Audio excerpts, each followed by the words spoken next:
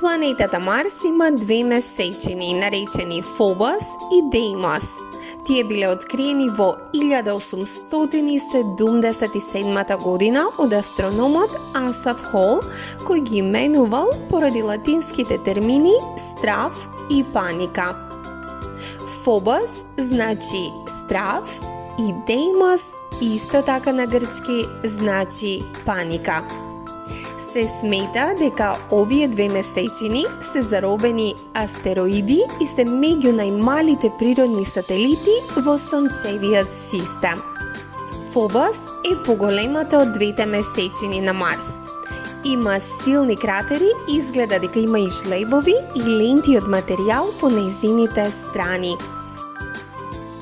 Орбитата на Фобос е толку брза што на наблюдувачот на планетата му се чини дека се издигнува на запад и заоѓа на исток 2 пати секој ден на Марс.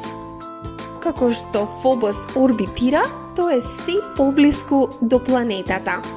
На крајот ќе биде уништен од плимните сили на Марс и тоа ќе се случи за неколку десетици милиони години.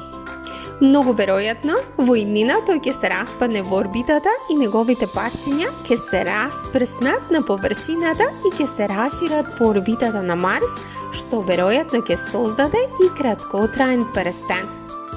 Фобос е приближно во облик на кумпир и има голем кратер наречен Стикни. Никој досега не е сосема сигурен каде и кога се формирал Фобос. Деймос е помалата од двете месечини на Марс. Како и Фобос има правлива покриена површина, реголит и е направен од карпест материјал. Ниту Фобос, ниту Деймос немаат атмосфери.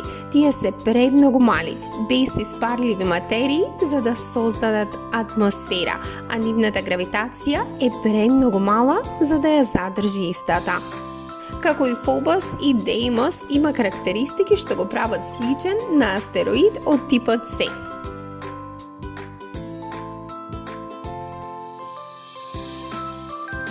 Деймос има многу помазна површина од Фобос, иако има и неколку кратери.